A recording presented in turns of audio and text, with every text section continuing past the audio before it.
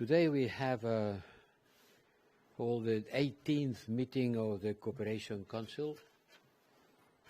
With Azerbaijan, this was a great opportunity to review the overall state of our relations, to express our interest in strengthening the bilateral cooperation, to highlight our commitment to a peaceful, stable and prosperous South Caucasus region.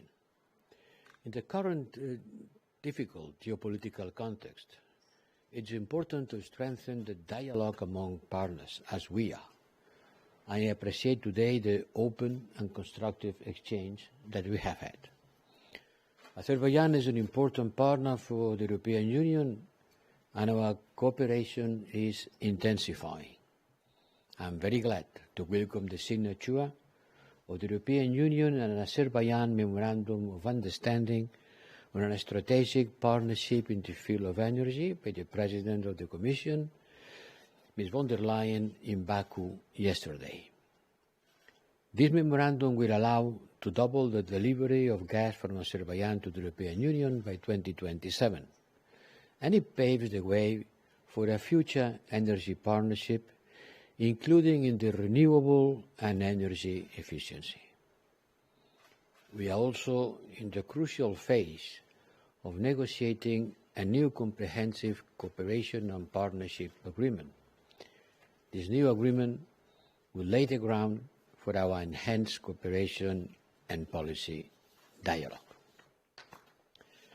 It will also support the Azerbaijan efforts to diversify the economy and to build a healthy climate for business and foreign investment. In the exchange that we have had today, we also took stock of more challenging issues of our cooperation. Respect of human rights and rule of law are at the core of our relations, as agreed jointly in the partnership priorities. Decisive progress is needed to create an enabling environment for an active civil society and to ensure the respect of human rights in line with international standards and commitments undertaken by Azerbaijan. In particular, we draw the attention and we discuss about the new media law. We also discuss the wider regional issues and neighbour relations, in particular with Armenia. We are supporting all efforts to make the South Caucasus a secure, stable and prosperous space for all its people. In this regard, I welcome the meeting between the ministers of Azerbaijan and Armenia that took place last Saturday in Tbilisi, and I thank the Minister for the information he provided about this meeting. The European Union is ready to support these efforts and is actively working on helping to bridge the differences and to bring solutions.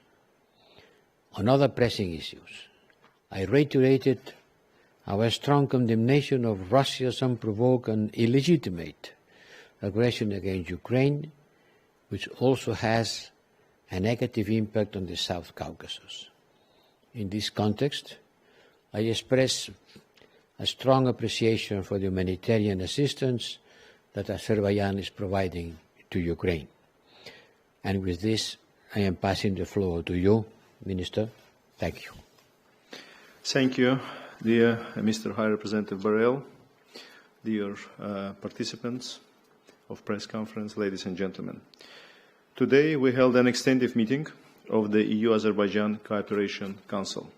Our comprehensive discussions were based on shared goals to develop EU Azerbaijan relations into a strong, comprehensive partnership. We explored ways to deepen economic cooperation. Despite economic fallout of COVID-19 pandemic, the EU remains the biggest trade partner of Azerbaijan. The EU is the largest investor in our country, with more than 700 companies and investment exceeding tens of billions. Energy remains a central pillar of Azerbaijan-EU partnership. Our energy partnership was further strengthened by the new Memorandum of Understanding signed yesterday by President Aliyev and President von der Leyen.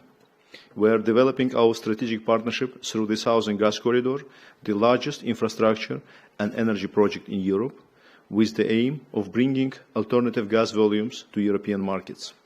Implementation of the interconnector Greece-Bulgaria is an indicator of the SGC diversification. The Trans-Adriatic pipeline creates opportunities to transport fuels with extremely low climate impact, including hydrogen. The Southern Gas Corridor can potentially offer hydrogen to the European markets in their transition efforts towards clean energy source. Energy security is closely related to modernization of energy infrastructures, energy efficiency, and use of renewable energy source. In order to achieve its climate goals, to make efficient use of the country's renewable energy potential, as well as to ensure energy transition, Azerbaijan aims to increase the share of renewable energy sources from current 17% to 30% by 2030. These are relatively new and promising topics on EU Azerbaijan energy cooperation agenda, which are expected to lead us to the establishment of the new green dialogue between Azerbaijan and the EU. Azerbaijan, with its geostrategic position, attaches significance to increasing its transit potential, including through making full use of the capacities of transport infrastructure. As one of the major transit countries along the international East-West Middle Corridor, it is our top priority to ensure the security and reliability of transit operations in light of recent regional development that pose a risk of supply chain disruption. Our discussion touched upon the recent high-level security dialogue, during which the potential of practical cooperation in many areas of mutual interest was explored. Following a productive third meeting held in Baku in March this year, we are interested in further advancing our agenda and look forward to the next meeting in Brussels. Ladies and gentlemen, the previous meeting of the Cooperation Council took place shortly after the end of the 44-day war and signing of the trilateral statement by the leaders of Azerbaijan, Armenia and Russia, which put an end to decades-long conflict. There is no alternative to normalization of relations between the two countries based on mutual recognition and respect for each other's sovereignty and territorial integrity within their internationally recognized borders. The EU plays an important role in the post-conflict period. In this regard, we welcome President Charles Michel's support for the efforts to advance discussions on the normalization of relations between Armenia and Azerbaijan. We thank the EU for mediating already 3 meetings, which have been instrumental in facilitating dialogue on issues critical to peace, security and prosperity in South Caucasus. Demining is a key element of the post-conflict reconstruction.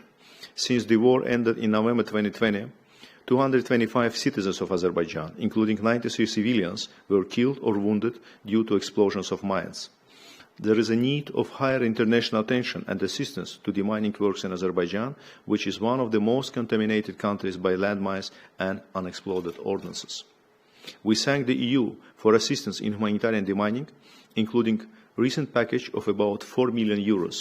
We hope all relevant instruments will be mobilized to support the demining efforts.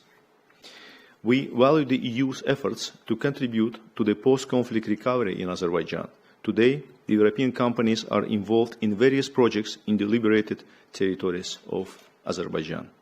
Today, we are meeting and we are conducting our Cooperation Council in a very historic day, because today is the return to 19th of July is the day of return the first former IDP families to the liberated areas. Today, 41 family returns to Agali village of Zangilan region of Azerbaijan, which is of course a source for the great, proud for our country and for these people. And of course, in coming years, we will be witnessing, the return of hundreds of thousands of our compatriots and former IDPs to the liberated territories.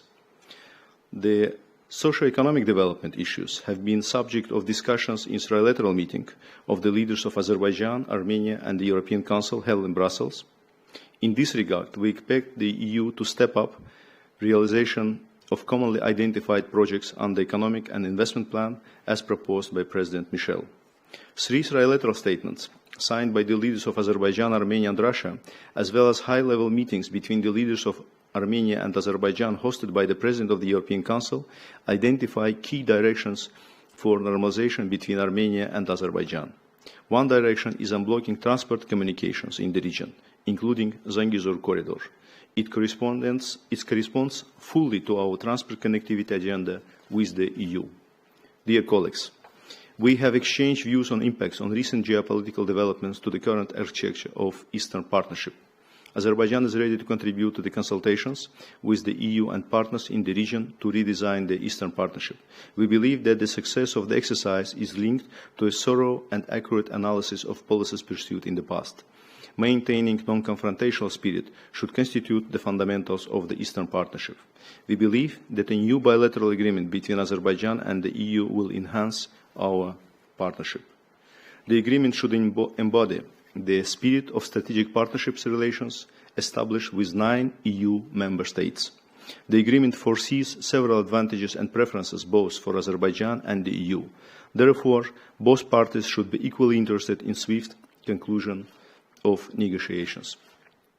I would like to extend our appreciation to High Representative Borrell, Commissioner Varhelyi, and all colleagues who participated today at this meeting for organization and for warm hospitality.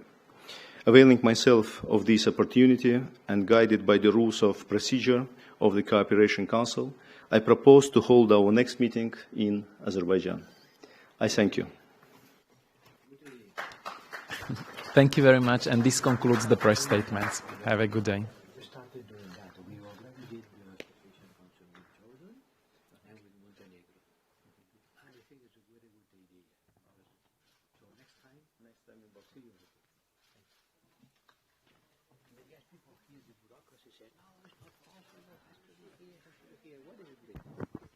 Absolutely.